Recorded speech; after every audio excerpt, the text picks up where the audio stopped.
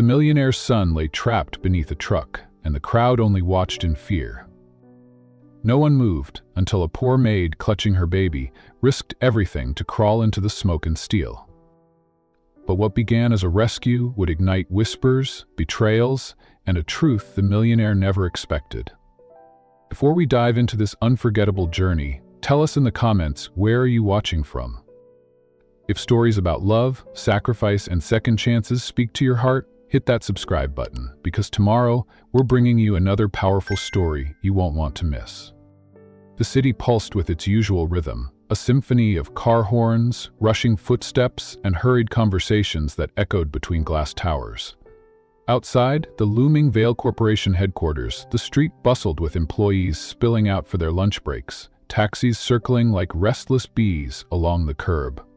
The day seemed ordinary, as if nothing could shatter its tempo.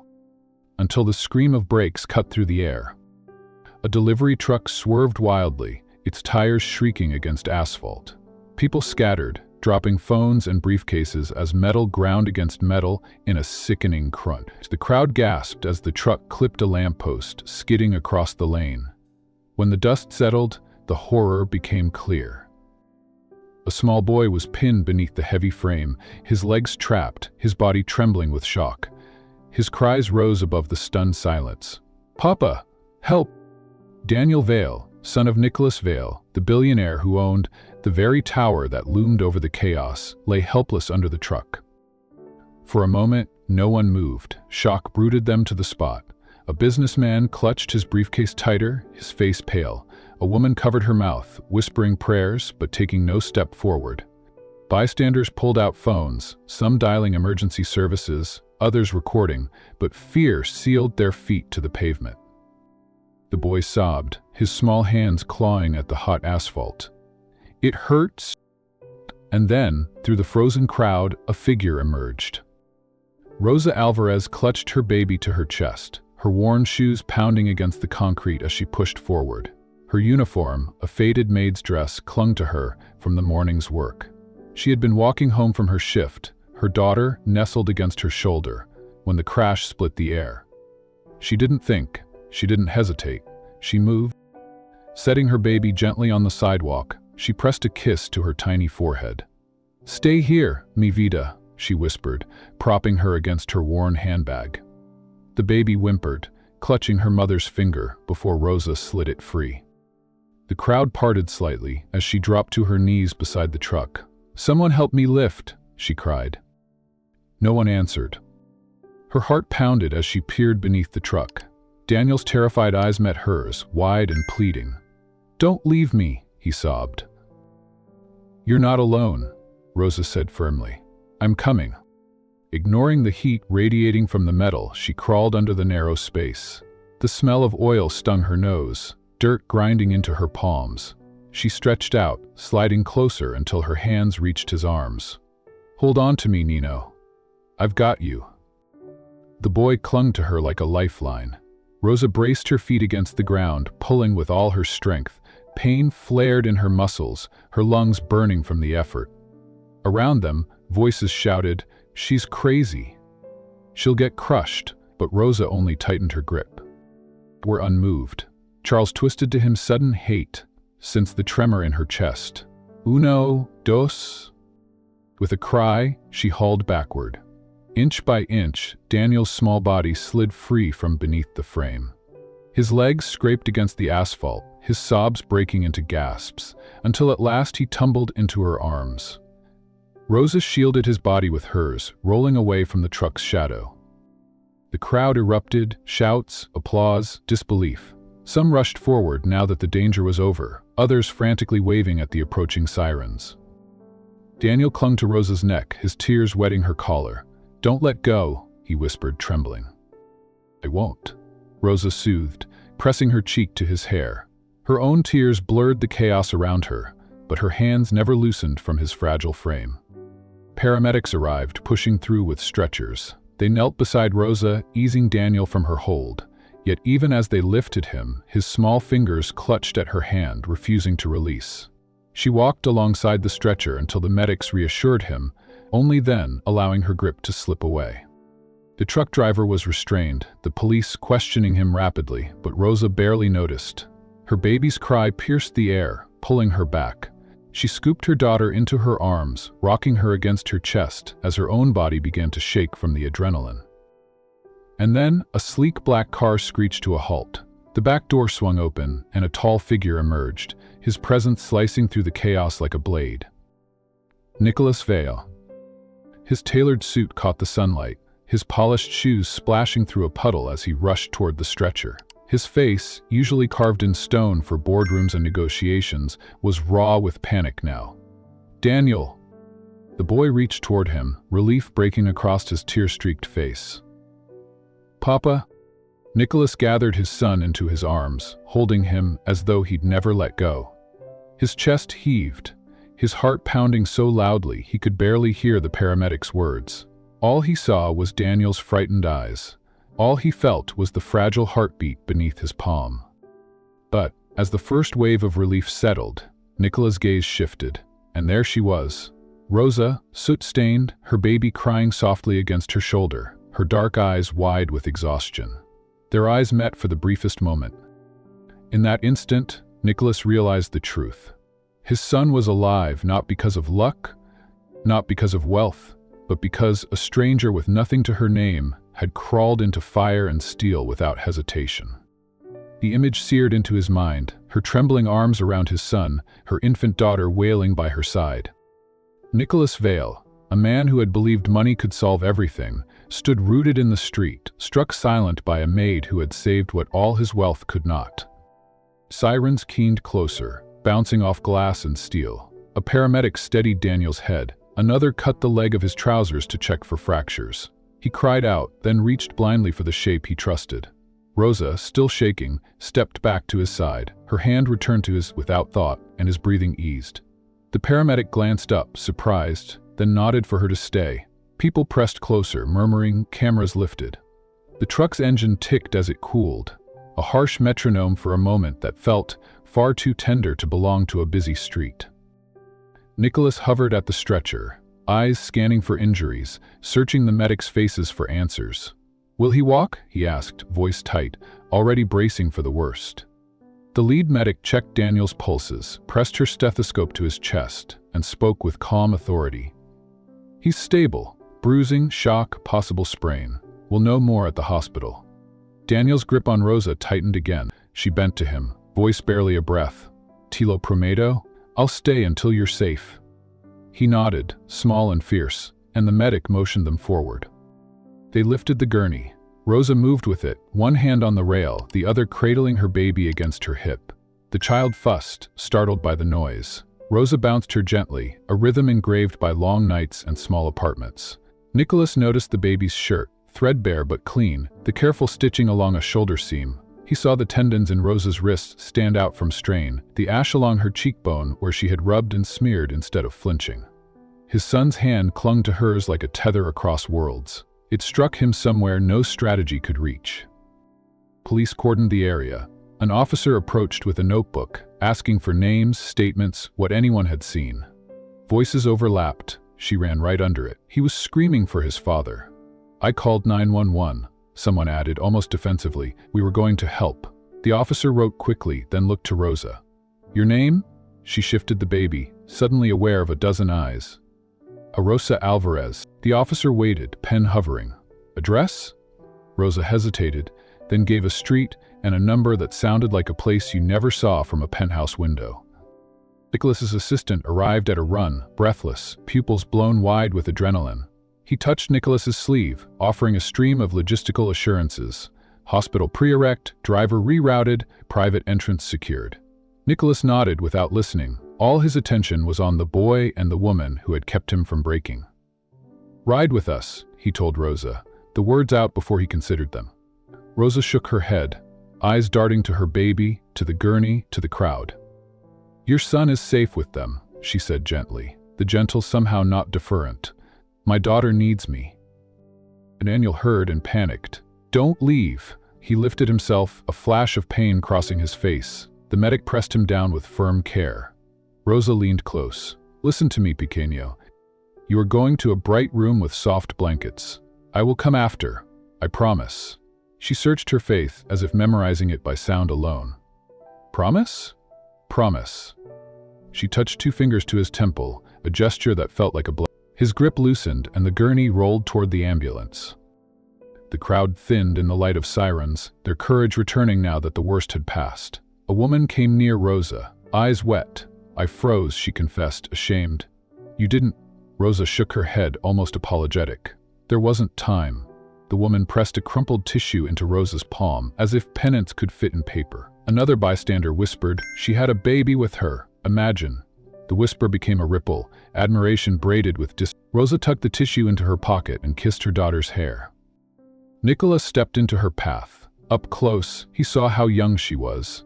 Younger than the word widow that would later be attached to her story. Older than the careless judgments that would greet her uniform. He cleared his throat. Ms. Alvarez, her eyes lifted, steady, unstartled by the name she did not know he knew. Thank you, he said, and the syllables felt too thin for the thing they were called to carry. He reached for the familiar, the tool that had solved everything before. Allow me to... He stopped, the sentence collapsing under its own presumption. She read the gesture before he made it. You don't need to buy what I gave, she said, soft but impenetrable. It was a child. His mouth closed, the air between them shifted, clearing like sky after a storm, leaving him without cover. He tried again, stripped of the armor he wore to every room. Will you please give me a number, so I can make sure you have what you need? She adjusted her daughter on her hip. We have what we need today. It wasn't defiance. It was something older, stitched from scarcity into dignity, so durable it could carry a stranger's boy out from under a truck. The ambulance doors slammed, the medic called for space, and the vehicle pulled into traffic, lights flaring. Daniel's face flashed in the small window at the rear, then disappeared. Nicholas's driver opened the door of the sedan, but he didn't move. He stood there in exhaust and sunlight, in the smell of hot rubber and spilled coffee, and watched Rosa rock her child. For a heartbeat, he saw a future that wasn't spreadsheets and charity galas, a future in which the word required rebuilding more than a press release could hold. Reporters materialized as if conjured, microphones lifted, questions shouted like accusations. Mr. Vale, is it true your son was unattended? Who is the woman? Do you plan to compensate her? The last word lanced something raw. Rosa flinched, the baby started to cry again. Nicholas lifted a hand, not for silence, but for decency. A woman saved my son, he said, eyes still on Rosa. Remember that before you turn it into something small. The nearest camera lowered by an inch. It wasn't much, but it was something. Rosa adjusted the blanket around her baby, a thin fleece patterned with moons and stars, edges worn to softness by many washings. I need to get her home, she murmured, more to the child than to any of them. Nicholas nodded, but the nod felt inadequate. He looked to his assistant. Go with the ambulance. Call me from intake. The assistant jogged away, tapping furiously at his phone. Nicholas turned back to Rosa, searching for words that could build a bridge rather than a transaction. What's your daughter's name? She blinked, surprised by a question that asked for nothing. Marisol. He repeated it quietly, as if testing a word in a language he wished he had learned sooner. Marisol. The name tasted like sunlight.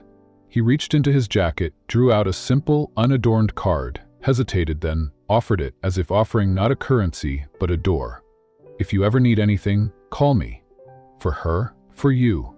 Rosa's gaze dropped to the card, then rose again, weighing him in a balance no market could fix. She accepted it, not with gratitude, not with disdain, but with a nod that said she recognized a tool, and she might use it, but not to sell what had no price. Traffic inched forward. The tow truck arrived for the delivery rig, men shouting as they hooked chains. The lamppost tilted at a defeated angle. The street insisted on being a street again. Rosa shifted Marisol to the other hip and took a step back, as if returning the world to its axis. I have to go, she said. Nicholas wanted to ask for 5 more seconds, for a way to hold the moment still until he could name it properly. He only said, thank you, again, but the second time the words carried weight, shaped by what he had seen. She turned, blending into the moving current of pedestrians, a woman in a faded dress, a baby on her hip, a card in her pocket that did not change the price of formula or rent. The crowd swallowed her, only the bright ribbon on Marisol's wrist visible for a breath before vanishing. Nicholas watched until there was nothing to watch, then finally slid into the car. The door closed with a hush that felt indecent in the wake of sirens. On the ride to the hospital, he stared at his hands, at the line of oil across his cuff where Daniel had grabbed him, at the tremor that hadn't left since he first heard his son cry for help.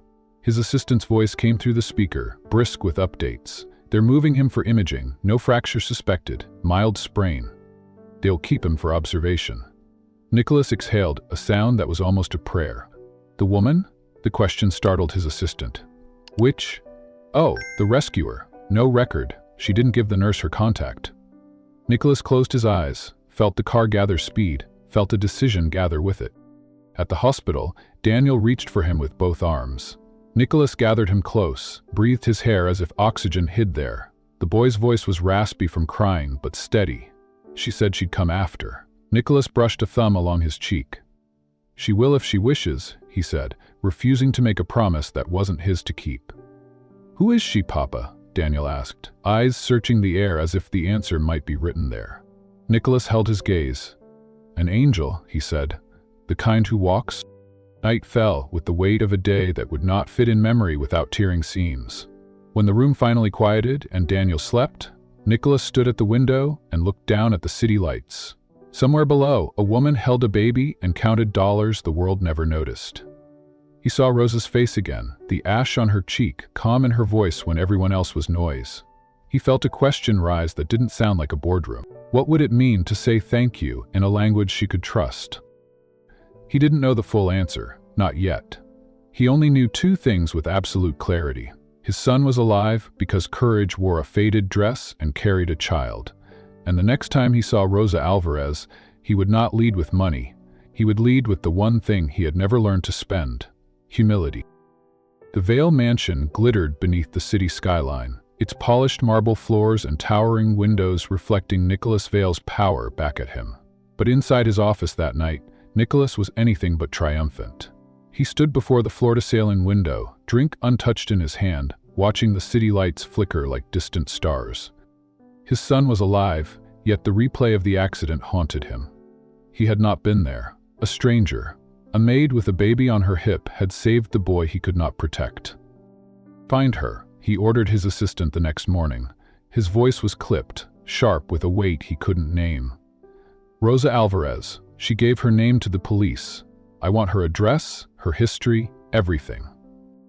Sir, the assistant replied, though a flicker of confusion crossed his face.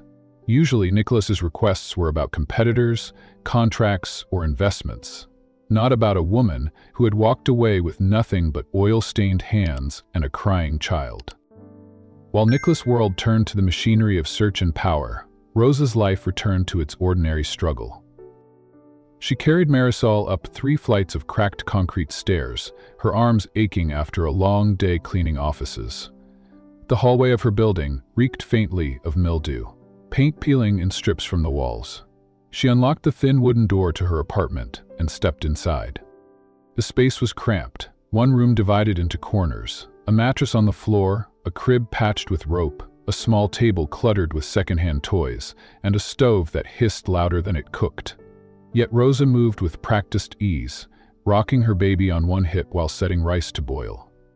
She hummed softly, an old lullaby her mother had sung when nights were long and food was scarce. Marisol gurgled in response, clutching her mother's necklace, a simple chain with a tiny cross that had belonged to Rosa's late husband. Memories surfaced like waves. Her husband's accident at the construction site, the knock on the door, the way her world had collapsed in a single sentence. Since then, Rosa had carried both grief and survival on her shoulders, determined her daughter would never feel unloved, even if she grew up with little else. Her days began at dawn, scrubbing office floors, polishing desks, wiping glass walls until they gleamed. At night, she took extra shifts, laundry, mopping, cleaning stairwells, anything that put a few more bills in her purse. The ache in her knees was constant, but so was the fire in her heart. She refused to beg. Work was her shield, dignity her weapon. But dignity was expensive. The rent was overdue, the landlord's notes tucked under her door growing sharper each week. The crib creaked dangerously when Marisol shifted. Formula cost more than Rosa earned in a day. She had learned to stretch meals, to drink tea when her stomach growled, to smile at her daughter while hiding her hunger. The accident outside the Vale building had not been the first time Rosa had acted on instinct. She was used to storms, to stepping in when others hesitated. But it was the first time anyone with power had noticed. 3 nights later, when she returned from her shift, she found a man in a suit waiting near her door. He wasn't from the landlord, he wasn't from the electric company. His shoes were polished, his expression unreadable. "As Alvarez?" he asked. She clutched Marisol closer, wary. "Yes? Your name is Alan. I work for Mr. Nicholas Vale. He would like to see you." Rosa's heart lurched. Why? Alan hesitated only briefly. To thank you, for his son. Rosa's instincts screamed to refuse. People like Nicholas Vale didn't invite women like her into their world. Gratitude, in their language, usually meant money pressed into your palm to erase the memory of what you'd done. But she saw Daniel's face in her mind, his small fingers clutching hers, his terrifying whisper, "Don't leave me." So, she nodded. Where? The next day, Rosa stood in the marble lobby of the Vale Corporation Tower. Marisol balanced on her hip, her maid's dress freshly washed but still threadbare. The receptionist looked at her with thinly veiled surprise, as if she had wandered into a place she did not belong. Rosa ignored it. She had learned long ago that people's eyes said more about them than about her. She was led into Nicholas Vale's office, a cavern of glass and steel, with a view that made the city look small. Nicholas stood behind his desk, hands braced on its surface. His suit was immaculate, his expression guarded, yet when his eyes landed on Marisol, something flickered. Recognition, maybe, or the echo of a memory he had buried. "Ms. Alvarez," he said, his voice low. "Thank you." Rosa adjusted her daughter and met his gaze without flinching. "You don't need to thank me. Any mother would have done the same." Nicholas paused. That wasn't the script he expected. Gratitude, in his world, was transactional. He cleared his throat. "I owe you more than words. Please allow me to compensate you." He gestured to a check on his desk, already written. Rosa's spine stiffened. She glanced at the paper, then back at him. "You don't buy gratitude, Mr. Vale. Not mine." The silence stretched. Nicholas blinked, caught off guard. He was a man used to deals closing at the stroke of a pen, used to problems dissolving with a figure on a check. Her refusal didn't just confuse him, it unsettled him. Rosa lifted her chin. "Your son is safe. That's enough." Bankovas studied her, something in his chest twisting. He saw the circles under her eyes, the frayed edge of her sleeve, the baby's tired face nestled against her shoulder. He recognized struggle when he saw it, but she carried it like armor, not shame. For the first time in years, Nicholas Vale, billionaire, strategist, master of negotiations, realized he had no leverage. For reasons he could not explain, he found himself wanting to understand why. Nicholas leaned back slightly, unsettled by the calm firmness in Rosa's voice. He had expected tears, gratitude, maybe even desperation. Instead, she stood with her baby in her arms like a soldier carrying her shield. He gestured toward the chair opposite his desk. "Please, sit." Rosa hesitated before lowering herself carefully, balancing Marisol on her lap. Nicholas studied her closely, noticing the way she smoothed the baby's worn blanket with deliberate care, the way her tired eyes still stayed sharp, refusing to look away. "If you save my son," he began, his tone controlled. "I'm not accustomed to depths, Ms. Alvarez, but this..." He stopped, realizing his words sounded transactional even as he spoke them. "This is different." Rosa tilted her head, her lips tightening faintly. It shouldn't be different. He was a child. He needed help. That's all. Her simplicity disarmed him. For Nicholas, every action had weight, motive, consequence. But Rosa's explanation carried none of those layers. She had acted because it was right, not because of gain. He wasn't sure if he envied her or resented her for holding a kind of strength his billions couldn't replicate. Marisa whimpered, and Rosa bounced her gently, murmuring, "Shh, Karina." The sound tugged at Nicholas more than he cared to admit. He cleared his throat. "How old is she?" 10 months. Rosa said. Her voice softened when she added, "She loves music. Whenever I hum—" She stopped crying. Nicholas's chest tightened. He remembered when Daniel had been that small, how his late wife had sung lullabies in the nursery. He had buried those memories under years of work, under steel and glass, but Rosa's words unearthed them with brutal ease. He reached for the check again, sliding it across the desk. "Take it, at least for her." Rosa's eyes flicked to the paper, then back to him. She shook her head slowly. "Money doesn't fix everything. Formula, rent, diapers. Yes, I need those. But what your son needed under that truck wasn't money. It was someone who wouldn't look away." Her words landed like a stone in his chest. He, Nicholas Vale, had built an empire on looking at numbers no one else dared to face. Yet his son had called for him in terror, and he had not been there. A maid with nothing had answered that cry, while he, with everything, had been absent. For a moment, silence filled the room, heavy as marble. Nicholas finally spoke, his voice quieter. "Why risk your life? You had your own child to protect." Rosa's jaw tightened, but her eyes softened. "Because I know what it feels like to lose family. I promised myself no one else's child would suffer if I could stop it. Not while I'm still breathing." Nicholas stared at her, realizing the truth behind her conviction wasn't theory or sentiment. It was carved from loss. She had lived grief, and rather than let it harden her, she had forged it into courage. The baby fussed again, tugging at the necklace around Rosa's neck. Nicholas noticed the tiny cross dangling there. It was worn, the edges dulled by time, but she touched it gently, as if it still carried weight. He wanted to ask, but something held him back. Perhaps respect, perhaps fear of hearing more pain than he was prepared to carry. Instead, he asked, "Do you have work?" Her laugh was dry, without humor. "I clean offices during the day, sometimes apartments at night. Enough to survive, not enough to rest." She adjusted Marisol, her shoulders squared. "But we manage." Nicholas had never heard manage spoken with such layered meaning. It wasn't resignation, it was resilience. He found himself leaning forward. "If there's anything you need—" She cut him off with a raised hand. "Don't offer what you think I want. I'm not here for charity." The steel in her tone surprised him, but it stirred something else too. Respect. She had stood under a truck without fear, and now she stood before his wealth without bowing. Nicholas leaned back, studying her anew. "You're not what I expected." Rosa replied simply. "People look at this uniform, at this apartment address, and think they already know me. But you don't. Not yet." The honesty was a mirror Nicholas didn't want to face. How many times had he dismissed someone at first glance?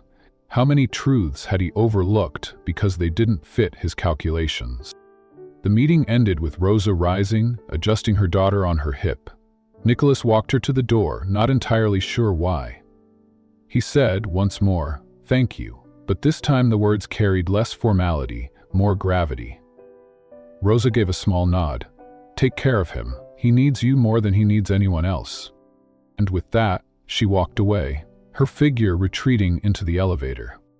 Nicholas remained in the hallway long after the doors closed. For years, he had believed problems could be solved with signatures and transfers. But Rosa Alvarez had left him with something no transaction could erase: curiosity. Who was she, this maid who lived in scarcity, yet carried herself like royalty of a different kingdom? That night, Nicholas sat by Daniel's bedside as his son slept, the faint light of the lamp casting shadows across the boy's face. Daniel stirred, murmuring softly, "She held my hand, Papa." Nicholas brushed his son's hair back gently, his chest aching. "I know," he whispered, "and I think she's holding mine too, in ways I don't understand yet." For the first time in years, Nicholas Vale didn't feel in control, and for reasons he couldn't explain, he didn't want to be. The Vale mansion was no stranger to housemaids. Its wide marble floors had seen countless uniforms move through its halls, their faces blending into the background, their voices hushed to whispers. But when Rosa Alvarez first stepped across the threshold, carrying Marisol in her arms, something shifted in the air. Nicholas' staff noticed instantly. Mrs. Whitmore, the long-serving housekeeper, wrinkled her brow as if Rosa's plain dress offended the polish of the chandeliers.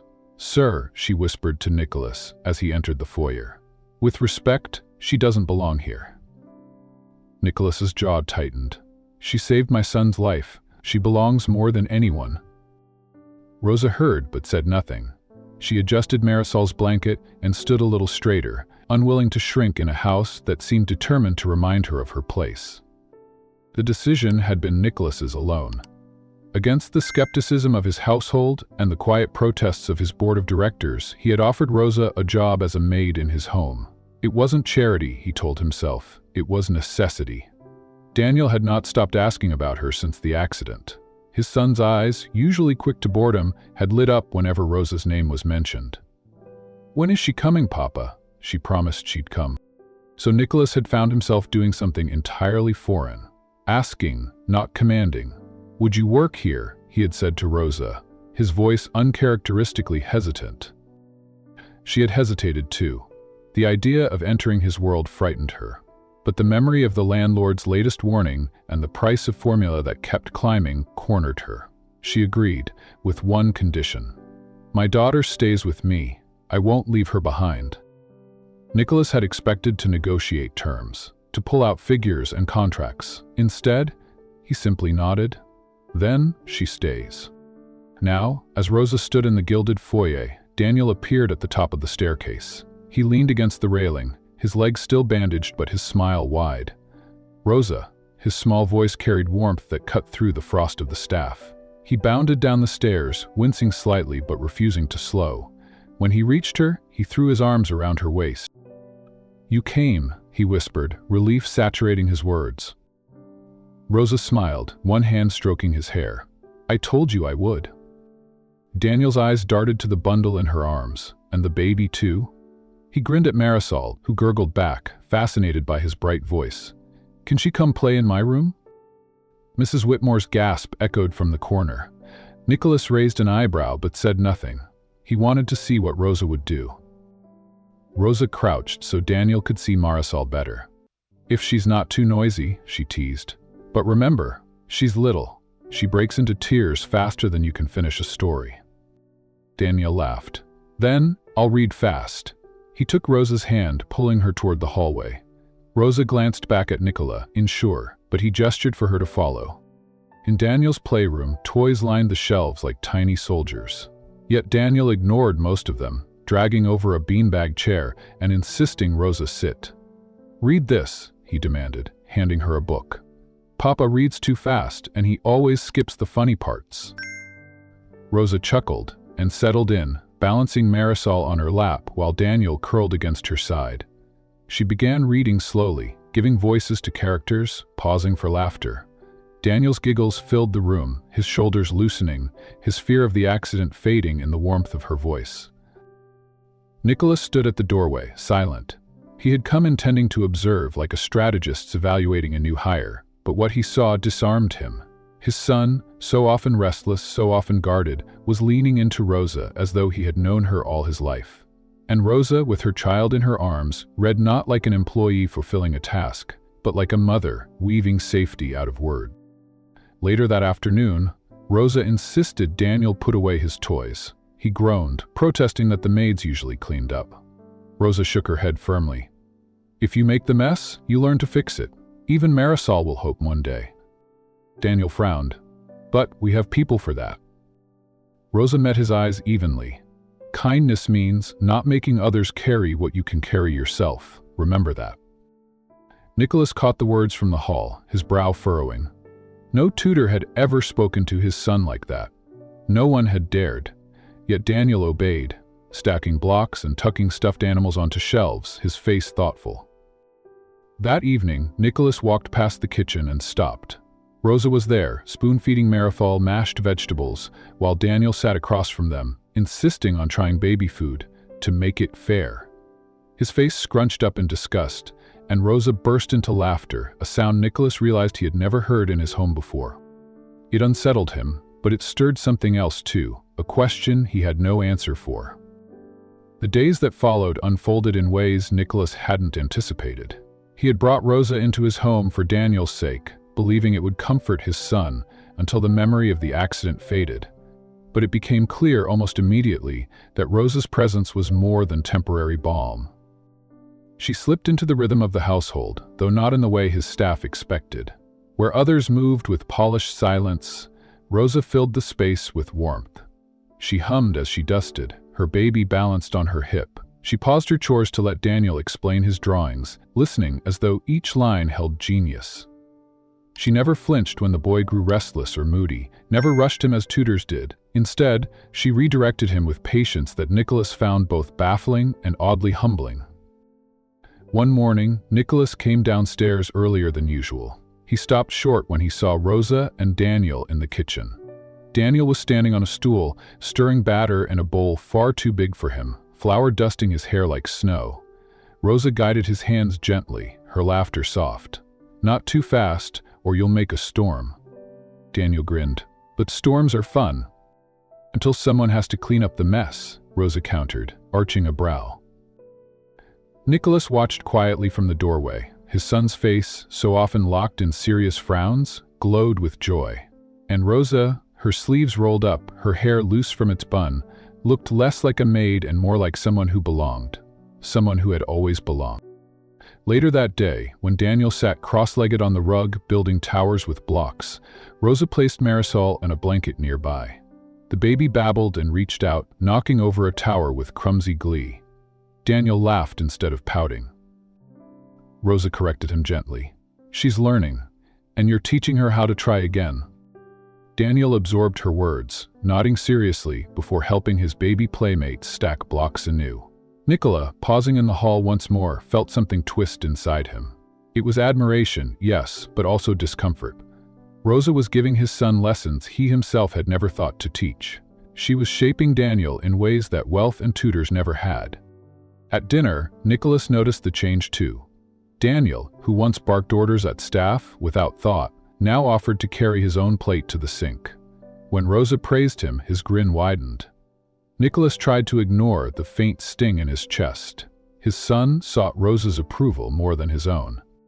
That night, Nicholas retreated to his study. He poured himself a drink, but didn't touch it, staring at the amber liquid as questions gnawed at him. Who was this woman, to alter his home so profoundly? How had she, with her plain dress and her baby, accomplished what years of money and status could not? The answer came unbidden, because she cared without calculation. Nicholas set the glass down untouched and walked to Daniel's room. He paused in the doorway. Rosa sat by Daniel's bed, Marisol asleep in her arms. She was reading softly, her voice weaving comfort through the dim light. Daniel's eyes were heavy but fixed on her, content. For a fleeting moment, Nicholas envied his own son. When Rosa finished the story and tucked Daniel's blanket, she rose, careful not to wake Marisol. She turned and nearly startled when she saw Nicholas. "Mr. Vale," she said quietly. Nicholas stepped inside, his gaze shifting between his son and her. "He listens to you." Rosa adjusted Marisol, her expression unreadable. Children listen to people who listen back. The words struck him harder than any boardroom challenge. He had been providing, protecting, controlling, but not listening. He opened his mouth, then closed it again, retreating before his thoughts betrayed him. The staff whispered disapproval in the days that followed. Mrs. Whitmore muttered about blurred lines, about maids who forgot their place. Nicholas overheard and silenced her with a single look.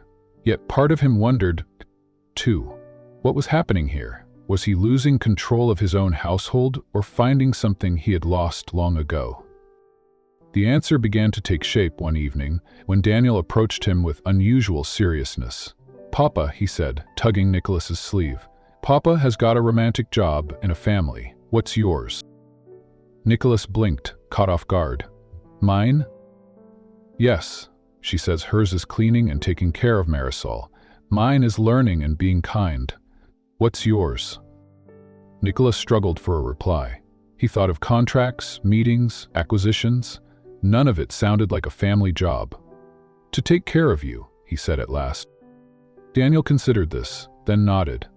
Then you should sit with us when we read. That's part of taking care too.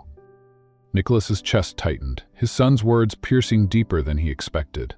Rosa, standing quietly in the corner, gave no reaction, but he knew she had heard. That night, for the first time in years, Nicholas sat beside his son as Rosa read aloud. He didn't speak, didn't interrupt, just listened, and as Daniel leaned against him, drowsy and content, Nicholas realized the truth. Rosa had not merely entered his house, she had drawn him into a world he had long abandoned. It frightened him, but more than that, it moved him. It began quietly, like a whisper snaking through the polished halls of the Vale mansion. First, it was the maids in the laundry room exchanging wary glances over a newspaper headline. Then it was the drivers at the gates, murmuring while polishing their cars. By the end of the week, the tabloids were everywhere, plastered with bold, venomous letters. Gold-digging maid moves into billionaires. The article spun Rosa into a caricature, a poor single mother who had calculated her way into Nicholas Vale's home, leveraging her heroics during the accident to secure a place at his side. They sneered at her daughter, Marisol, as a convenient prop for sympathy. Rosa stumbled upon one of the papers by accident, lying folded on the kitchen counter. Her eyes caught the headline before she could look away. Her cheeks burned as she skimmed the cruel words. Every line slashed at the dignity she had fought to preserve. Uneducated, desperate, climbing into power. Her hands trembled as she stuffed the paper into the trash, but the damage was done. She couldn't unhear the echo of staff whispering behind her back, nor unsee the way drivers turned their eyes when she passed. What Rosa didn't know was that Nicholas's cousin, Edward Vale, had orchestrated the smear. Edward had always resented Nicholas's dominance in the family empire. To him, Rosa was the perfect weakness to exploit. A maid in love with her savior narrative, as the tabloids so viciously suggested. If Nicholas is distracted by her, Edward told his allies smugly, the board will start questioning his judgment. Rosa endured it silently for days, holding her head high as she scrubbed floors and fed Marisol. But late one afternoon, passing through the staff corridor, she froze. Two housemaids didn't see her coming. I heard she's staying for good, one whispered. With her baby too, imagine. If I brought my child to work, I'd be fired in an instant. But she smiles at the boy, and suddenly the billionaire is blind. They both laughed, a sharp, ugly sound. Rosa clutched Marisol tighter and walked away quickly, the humiliation burning down her spine. By the time she reached her room, tears blurred her eyes. She set her baby gently in the crib, pressing her hands over her face. She had faced poverty, grief, and exhaustion. But this cruelty, this attack on her integrity, cut deeper. For the first time since the accident, Rosa wondered if she should leave the mansion behind. That evening, Nicholas came home earlier than expected. He found Rosa in the hallway outside Daniel's room, her eyes red though she tried to hide it. Something in her posture told him the whispers had reached her. Rosa, he said, his tone colder than he intended. I need to ask you something. She stiffened. Yes, Mr. Vale? He hesitated only briefly before the question tumbled out. Is any of it true? The rumors. That you planned this? That you're using my son? The words shattered the fragile trust between them. Rosa's eyes widened, her face paling. You think I would risk my life under that truck? For money? For an opportunity? Nicholas's jaw tightened. He hated himself for even voicing the suspicion, but doubt gnawed at him. You refuse money, but accept a place in my house. You speak to my son like you're his mother. Tell me, Rosa, what am I supposed to think? Her breath caught, fury flashing through her tears. You're supposed to think of the boy I pulled out of the dirt. You're supposed to remember how no one else moved until I did. That's what you're supposed to think. The hallway was silent except for Marisol's soft cry from Rosa's room. Her voice broke as she added, I didn't come here to be mocked, Mr. Vale, and I didn't come here to be doubted. I came because your son asked me to. Nicholas reached for her, regret already flooding his chest, but she stepped back. Her tears spilled freely now. You've got all the money in the world, but not enough trust. Maybe that's why your house feels so empty. With that, Rosa turned sharply and walked down the corridor, her figure blurring as Nicholas's vision stung with something he hadn't felt in years. For the first time, Nicholas Vale had no words, only the echo of Rosa's footsteps, and the bitter realization that he had just broken the only fragile bridge between their worlds. The mansion fell into silence after Rosa's departure, but it wasn't the dignified silence Nicholas had once valued. It was hollow, brittle, and broken by Daniel's sobs echoing through the halls. At first, Nicholas believed his son would adjust. He hired tutors with gentle voices, brought in chefs to make Daniel's favorite meals, even purchased new toys. But nothing worked. Daniel refused to eat, pushing plates away with stubborn tears in his eyes. He slammed doors on his tutors, shouted at the staff, and curled into himself at night. His once bright laughter was replaced by a single plea that haunted Nicholas more than any headline could. Board exile. I want Rosa. I want Marisol. They made me feel safe. The words cut Nicholas deeper than he cared to admit. Safe. His son had never described him that way. One night, Nicholas stood outside Daniel's room, listening to his muffled cries. His fists clenched, shame rolling through him like a storm. He thought of Rosa's last words. You've got all the money in the world, but not enough trust. It was true. He had trusted wealth, contracts, and power, but not the woman who had thrown herself under steel to save his child. By morning, the decision was made. Nicholas instructed his driver to take him somewhere he had never expected to go, Rosa Alvarez's address. The building loomed in disrepair, its bricks stained with years of rain, its windows patched with tape and hope. Nicholas climbed the narrow stairs, the smell of mildew clinging to the walls. For the first time in years, he felt out of place, his polished shoes echoing too loudly against cracked cement. He stopped at the door with the number his assistant had given him. A faint light leaked from beneath it. He knocked. Inside, he heard a baby's cry and Rosa's tired voice humming softly to soothe her. When the door opened, Rosa stood in the doorway, exhaustion etched into her face. Her uniform was still damp from an evening shift, her hair clinging to her temples. Behind her, Nicholas caught sight of the apartment, a leaking ceiling dripping into a pot, a broken crib propped with books, a table bare except for a half-eaten piece of bread. The sight hit him like a blow. This was the woman he had doubted, the one tabloids called a schemer. This was the world she endured, and yet she had risked it all for a child who wasn't hers. Rosa's eyes hardened when she saw him. "Why are you here?" Nicholas swallowed, shame tightening his throat. "Because I needed to see the truth," he said quietly. His gaze lingered on Marisol, sleeping restlessly in her patched blanket, and then returned to Rosa. "And because I was wrong." For the first time in years, Nicholas Vale bowed his head, not in defeat, but in humility. It began with a shaky video uploaded late at night. A bystander, too shocked to help the day of the accident, had recorded the moment Rosa crawled under the truck. For weeks, it had sat buried in his phone, but one evening, racked with guilt, he posted it online with the caption, "This woman saved a boy when no one else moved." The clip spread like wildfire. On screens across the city, Rosa's figure appeared, a woman in a faded maid's dress, her hair tumbling loose, sliding beneath the massive truck while clutching nothing but courage. The boy's screams pierced the video, but louder still was Rosa's voice.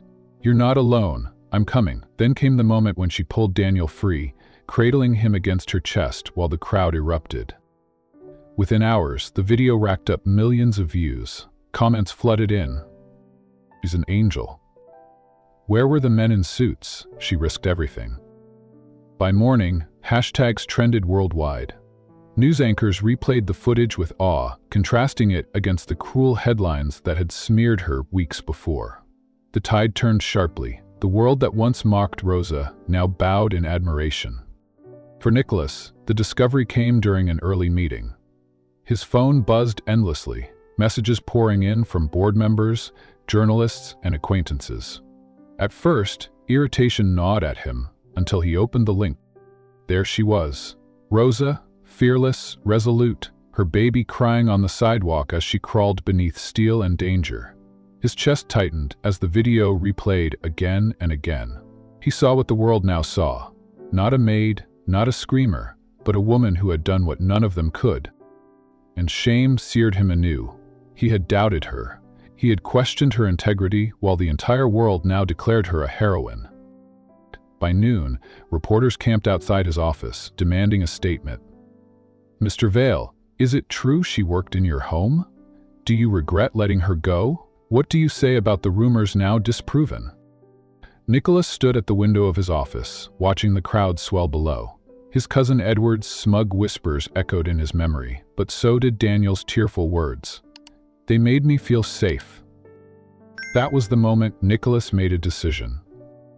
The following morning, he walked into a press conference, not in the polished armor of a businessman, but with the weight of humility in his stride. The cameras flashed, the microphones angled forward, and the world held its breath.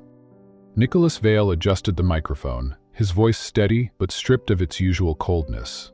"You have all seen the video. You have seen the truth with your own eyes. Rosa Alvarez is not a schemer, not a shadow.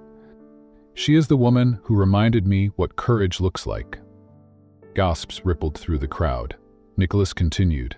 "In the moment my son's life hung in the balance, when others froze, she acted. She risked her life with no thought of gain, only of saving a child.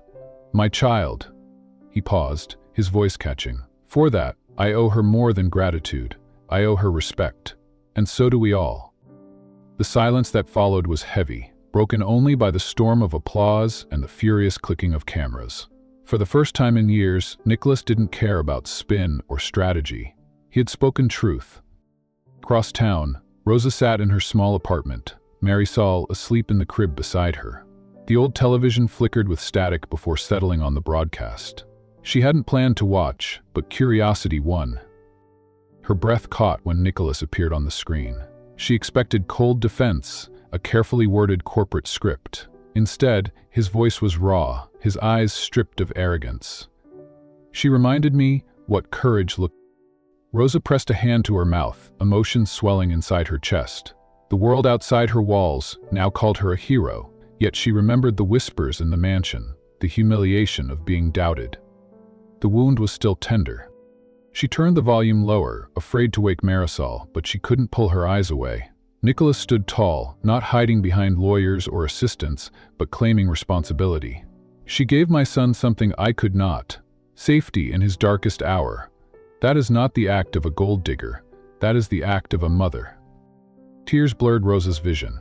She wanted to believe him, to trust the sincerity in his words. But trust was a fragile thing, and hers had been shattered once already. The next day, the internet was awash with tributes. Artists sketched Rosa's image beneath the truck.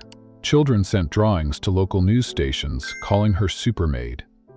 Strangers set up donation pages in her name, though Rosa refused the money. For the first time, the world saw her not as invisible labor, but as a woman of unshakable strength. Meanwhile, Edward Vale seethed in silence. His plan to discredit Nicholas had backfired spectacularly, elevating Rosa instead. He watched the hashtags trend with clenched fists, knowing the board now admired Nicholas's honesty more than ever. At the mansion, Daniel clutched a tablet, watching the video again and again. His eyes shone as he told his father, "That's my Rosa." Nicholas pulled his son close, silent gratitude burning in his chest. That night, Nicholas sat alone in his study. The city outside glowed, but his mind was on a cramped apartment across town, where a woman rocked her daughter to sleep. He pictured the leaking ceiling, the broken crib, the quiet strength in her eyes, and he knew the press conference was not enough. Words had cleared her name, but actions would have to prove his. Across the city, Rosa leaned against the crib, watching Marisol's chest rise and fall. Her heart was torn between distrust and hope. The world had lifted her high, but what she wanted most was not fame. It was something simpler. A place where her daughter could grow without fear. A place where dignity wasn't questioned. A place where safety wasn't a luxury. And though she tried to bury it, a part of her wondered if Nicholas's words had been more than a speech.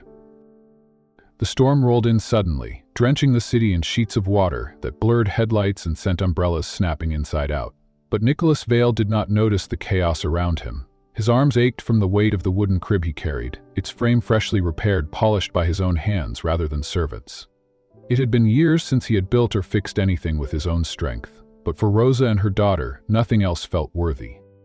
He climbed the familiar stairwell of Rosa's building, the steps slick with rain that seeped in through cracked windows. His expensive suit clung to him, ruined by the storm, but he didn't care. Each floor he passed tightened a knot in his chest. This was not business. This was not a negotiation. This was something he couldn't calculate. When he reached her door, he paused, water dripping from his hair onto the floor. He raised his hand to knock, but the door opened before he could. Rosa stood there, barefoot, Marisol balanced on her hip, her eyes widening at the sight of him, drenched, carrying the crib like a penitent offering. "What are you doing here?" Her voice was wary, defensive, the exhaustion of weeks etched into her features. Nicholas swallowed hard. His throat felt raw, but he forced the words out. "I came to admit I was wrong." Rosa's brows furrowed. She stepped aside reluctantly, allowing him in. He placed the crib gently on the floor of the small apartment. The leaking ceiling still dripped into a pan, the walls still peeled, but Nicholas's eyes lingered only on her. "You're a crib," he said awkwardly. "Your crib. I saw it was broken." She looked at the crib, then back at him, suspicion flickering in her gaze. "You brought a crib in the middle of a storm?" His voice cracked. "Because pride has kept me from saying what I should have said long ago." Rosa held Marisol closer, her arms tightening as if shielding her child from disappointment. "And what's that?" Nicholas took a step closer, his wet shoes squeaking against her floor. "That I admire you, not only for saving my son, but for standing your ground when I tried to buy your gratitude, for refusing to bow when the world mocked you, for being stronger than I ever allowed myself to see." The words hung in the air, heavy and vulnerable. Nicholas Vale, the man who commanded boardrooms, who bent rivals with a glance, now stood, stripped bare, in front of a maid with a baby. Rosa's breath trembled. She wanted to believe him, but the memory of humiliation in the mansion, the whispers of Gold Digger, and the sting of his cold suspicion still burned. "Words are easy," she said softly, though her voice quivered. "You can stand here in the rain and make them sound beautiful. But when the storm passes, men like you go back to their world, and women like me stay here." Nicholas's chest tightened. He stepped closer, his voice urgent. "I don't want you to stay here, not because you're beneath me, but because I want to walk beside you. Not charity, not pity. Partnership." Rosa blinked, stunned. "Partnership?" Nicholas's eyes glistened, whether from rain or tears he didn't know. "I don't want to save you. I want to share the weight you carry. To be the man who listens, who learns, who earns the right to stand next to you." Rosa's heart pounded in her chest. She searched his face, trying to find deceit, arrogance, the old Nicholas Vale who had doubted her. But all she saw was sincerity, raw and unguarded. And then, a small voice pierced the tension. "Rosa?" Daniel stood in the doorway, soaked to the bone, his hair plastered to his forehead. He had followed his father, refusing to be left behind. In his arms, awkward but determined, he clutched Marisol's blanket. "I told Papa we're family. You and Marisol, please, come back." Rosa's composure cracked. Tears filled her eyes as she looked at the boy she had once pulled from under steel, the boy who now stood begging in the rain. Nicholas reached for her, his voice breaking. "Rosa, please, let me prove this isn't pride or charity, it's love. I love the strength in you, the fire, the way you've taught my son what I couldn't. Don't walk away from us." The storm raged outside, thunder cracking like the beating of two hearts finally breaking open. Rosa's tears fell freely now, mingling with the rain that seeped through the doorway. For the first time, she didn't step back. She let herself be pulled forward, into the arms of the man who had once been her greatest skeptic, now her greatest plea. Rosa's breath came quick and uneven. The repaired crib gleamed softly beneath the leaking ceiling, a strange tender object in a room that had known only endurance. She shifted Marisol to her other shoulder and steadied herself, eyes locked on Nicholas, as if daring the truth to hold. "Does walking beside look like tomorrow morning?" she asked. "Not in speeches, in real life." Nicholas nodded, as if the question had been waiting for him. "It looks like this: a written contract on your terms, not as a favor, employment with dignity, fair pay, set hours, childcare at the mansion if you want it, or here if you don't. You choose. You guide Daniel's routines because he listens to you, and one day a week you're free to spend here, at the school, at the wisdom I don't have." Rosa glanced at the crib, then at the pot catching rain, and the whispers. "I've ended them where I can," Nicholas said. "I named the source. My cousin won't speak for my house again. Retractions are already rolling. But I can't stop every tongue in this city." He swallowed. "What I can do is stand beside you when they talk. Publicly and privately. No more silent." She searched his face for the old distance, the boardroom steel. It wasn't there. Only rain-slicked hair, a suit ruined without regret, and a man whose voice held a break he wasn't hiding. "Trust?" she pressed, softer now. Nicola's answer came without hesitation. "I doubted you when you had already bled for my son. Sorry, not the kind of sorry you wrap in gifts, the kind that changes how a man lives. If I fail you again, you won't have to leave. I will stand in front of the same cameras and say I did." The room was quiet except for thunder far off and the small, sleepy sighs from Marisol's lips. Rosa drew a long breath. The hurt hadn't vanished. It sat there beside her like an old friend who refused to move on. But something else had taken a seat too, something warm, insistent, almost unbelievable. Daniel edged closer, clutching the damp blanket he'd carried through the storm. He reached for Marisol with the solemn care of a knight offering a banner. "She can have this," he whispered. "So, she's not cold." Rosa's composure wavered. "You should keep it, Daniel." He shook his head. "We're family, we share things." The word slipped into the room and settled on every surface. Family. It didn't sound like wealth. It sounded like a table with one more plate, a hallway with one more pair of shoes, a house that finally remembered how to breathe. Rosa kissed Marisol's hair and looked back to Nicholas. "If I come back," she said, choosing each words, "I come as myself. I won't pretend to be part of a life I'm not. I won't hide my daughter. I won't apologize for being poor. And if anyone under your roof mocks another woman for what she wears or where she sleeps, I will speak. I expect you to listen." "I will," he said, the promise simple and unadorned. "And I'll prove it when it's hardest." She nodded, then set another line on the ground like a boundary drawn in chalk. "No locked doors between us and the truth. Not again." "Locked doors," Nicholas echoed. "Not even the ones I kept in myself." He crossed the small space slowly, as if approaching a wild thing he didn't want to startle. When he reached her, he didn't reach for her hands, didn't claim her shoulder. He looked at her the way a man looks at the sun after months of winter, awed, careful, grateful for what he can't command. "I didn't fall in love with a rescue," he said quietly. "I fell in love with the woman who refused to let fear decide, who wouldn't let me buy the language of thanks, who taught my son to carry what he can carry himself. Tell me what carrying looks like for me, Rosa. I'm listening." She closed her eyes, as if measuring the request against every old ache. When she opened them, the steel was still there, but it had heat now. "Start with the small things," she said. "Sit for stories without your phone on the table. Eat what we cook, even if it's simple. Say goodnight before the house is asleep. Learn the names of the people who clean your floors. And once a week, come with me where your name means nothing. Wash dishes, tie aprons, listen." "Done," he said, as if he'd been waiting his whole life to receive instructions that were not orders. "One more," she added. "Don't rescue me from hard work. Stand in it with me." A smile flickered at the corner of his mouth, years of marble softening all at once. "Stand in it," he repeated, "beside you." Outside, the rain intensified, drumming the sill like 1,000 small hands calling them forward. Daniel glanced toward the door, then back at Rosa and Marisol. "Can we go home now?" he asked, voice trembling with hope he'd tried so hard to hold steady. All of us? Rosa looked around her apartment. The peeling paint, the pan under the leak, the crib he had carried through lightning and puddles. This room had kept her alive. It had not taught her how to live.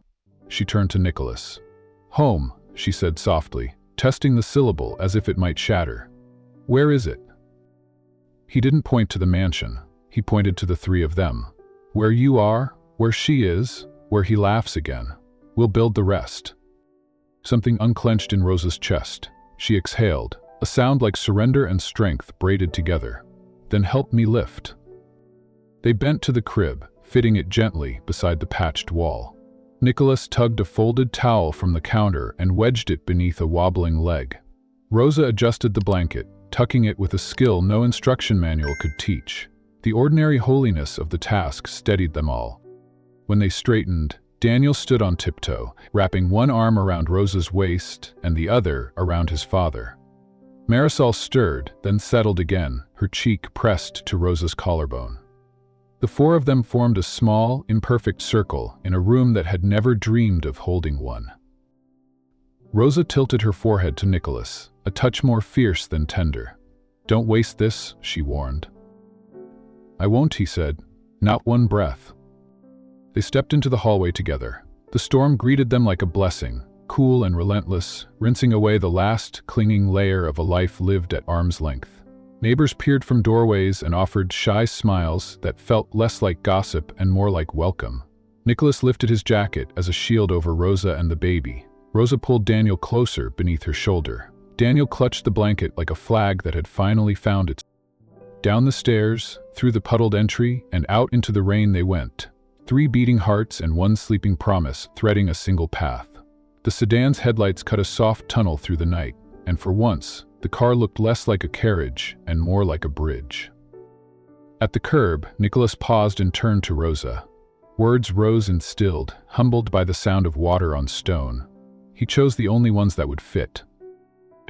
To save you, he whispered, repeating the vow as if engraving it. To walk beside you. Rosa didn't answer with words. She rose on her toes and kissed him, rain salt and sure. A quiet yes in the middle of thunder. Daniel leaned in with a laugh and wrapped an arm around both of them, pressing his cheek to Marisol's tiny hand. Family, he said, like a password they could finally keep. And under the open sky, the city watched without judgment, as a man, a woman, a boy, and a baby stepped into the downpour together. Not to be spared from weather, but to share it, toward a house that would learn to be a home by the way they opened its doors. 1 year later, the Vale mansion no longer echoed with cold silence. Its halls, once filled with formality and whispers, now pulsed with life. Children's laughter bounced off the marble floors, music floated from the study where Daniel practiced piano, and Rosa's soft voices carried through the corridors, like the melody of a house that had finally remembered what it was built for. Nicholas and Rosa were married in a quiet ceremony, not the grand affair tabloids had speculated on. There were no dazzling chandeliers or flashing cameras, only close friends, a handful of staff who had chosen loyalty over gossip, and 2 children who stood at the center of everything. Daniel wore a suit too big for him, Marisol a white dress that Rosa had stitched herself. When the vows were spoken, it wasn't the grandeur that moved those present. It was the sight of Daniel slipping his small hand into Rosa's and whispering, "Now, you're really my mama." Rosa had wept then, her tears soaking into Nicholas's hand as he pulled her close. He didn't care about wealth or image. For the first time in his life, Nicholas Vale knew his legacy had nothing to do with his. Months passed, and life found rhythm. Daniel thrived under Rosa's steady love, his old fear softening into confidence. He no longer lashed out at tutors or hid behind toys. Instead, he asked questions about the world, hungry to learn. Marisol grew strong too, her first steps taken not in Rosa's old cramped apartment, but in the open, sunlit atrium of the mansion. Nicholas had been there, on his knees, arms outstretched, when she toddled forward and fell laughing into his embrace. But Nicholas and Rosa's love was not content with healing just their own family. The memory of what had brought them together, the accident, the whispers, the humiliation, and the viral video remained. Rosa often sat in the garden, Marisol crawling in the grass, and spoke quietly to Nicholas. So many women are where I was, working 2 jobs, praying the crib doesn't collapse, holding their babies against the storm. We can't fix every story, but we can. Nicholas listened, and for the first time, he didn't dismiss ideas that had no profit margin. He took Rosa's hand and said, "Then, let's build something that outlasts us." Thus, the Safe Hands Foundation was born. It wasn't Rosa's idea to put her name on it, though Nicholas insisted. "You're the reason it exists," he told her, but she refused. "It's not about me, it's about them. The mothers, the children. Safe Hands should belong to everyone who needs it." They launched it quietly at first. Shelters, childcare programs, scholarships for single mothers, housing initiatives. Rosa led with lived compassion, meeting women not as a benefactor, but as someone who had scrubbed floors with a baby on her hip. She sat with them in kitchens, listened to their fears, and remembered every name. Nicola handled the funding, the legalities, the negotiated, but even he deferred to her vision. He had built empires of stone and steel, but Rosa was building one of human hearts. The day of the foundation's public launch arrived beneath a bright spring sky. Cameras were invited this time, but not for spectacle. The event was held not in a hotel ballroom, but in the converted warehouse that would serve as the foundation's headquarters.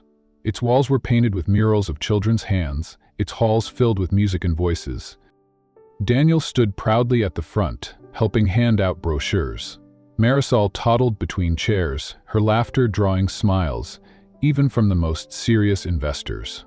Rosa walked through the crowd with grace, her simple dress a stark contrast to the tailored suits, yet no one could miss the authority she carried. Nicholas remained slightly behind her, watching as she spoke to reporters, volunteers, and women who had come seeking help. Pride swelled in his chest. He had once thought legacy was measured in skyscrapers and market shares, but as he watched Rosa kneel to adjust a little girl's ribbon, he understood. Legacy was this: a hand extended, dignity restored, hope planted where But as with all beginnings, there was a moment that tested the heart of it. It happened midway through the event. A young maid arrived, timidly clutching her toddler's hand. She had come from one of the shelters the foundation supported, curious but nervous in the crowd of polished attendees. Her child grew restless, tugging at her skirt until she finally picked him up, bouncing him against her hip. 2 guests nearby, scared, whispering just loudly enough to be heard. Imagine bringing your child to something like this. Unprofessional. Exactly. This is why women like her never rise. They treat babies like shields. The words pierced the maid's ears. Her cheeks flushed red, and she instinctively lowered her gaze, shifting her son as if to hide him. Shame began to pull her toward the exit. But Rosa saw. She excused herself from the group of reporters and crossed the room with quiet, steady steps. The whispers faded as she reached the maid, placing a gentle hand on her arm. Her smile was warm, her voice carrying so all could hear. "Children are not burdens," Rosa said softly, her eyes locking on the maid's trembling ones. "They are the reason we stand." The room fell silent. Rosa adjusted the toddler's small hand, lifting it high. "This foundation exists because once, I too carried rational that people thought she didn't belong. They told me I was unprofessional, that I was less. But that baby gave me strength." She reminded me why. The maid's eyes welled with tears. The whispers died completely. Rosa's smile widened, her words now reaching every corner of the hall. "We do not rise despite our children, we rise with them. They are our future, our reason, our pride." Applause erupted, not polite, but thunderous. Reporters scribbled furiously, cameras flashed, and the young maid clutched her child tighter, standing taller. From the back of the room, Nicholas watched Rosa with awe. Her voice carried more power than any speech he had ever delivered. She was not only his wife, not only the mother who had mended his broken family. She was a leader who had turned her pain into a torch for others. Daniel tugged at his sleeve, his eyes wide with admiration. "Papa," he whispered, "that's what a hero looks like." Nicholas's throat tightened as he crouched to Daniel's level. "Yes," he murmured, watching Rosa's figure bathed in light. "That's what love looks like too." Later, when the event ended and the guests filtered out, Nicholas found Rosa standing by the mural of painted hands. Marisol asleep in her arms. He slid an arm around her waist, pulling her close. "Do you know what you've done today?" She leaned into him, her smile weary but radiant. "What?" "He showed the world what I only discovered in the rain that night," he whispered. "That courage isn't in crowns or empires. It's in the quiet strength to keep standing, to keep loving when no one else believes you can." Rosa pressed her forehead to his. "And you proved you were willing to walk beside me." Nicholas looked at her, then at the two children curled against them. For the first time, the future didn't look like contracts or buildings. It looked like laughter echoing through a foundation hall. Mothers standing proud with their children, and a love that had been born in fire and storm but now thrived in peace. As the sun dipped behind the city, Nicholas Vale knew with certainty his fortune would one day fade, his empire might crumble, but the legacy Rosa had given him of love, of courage, of dignity shared would live far beyond riches.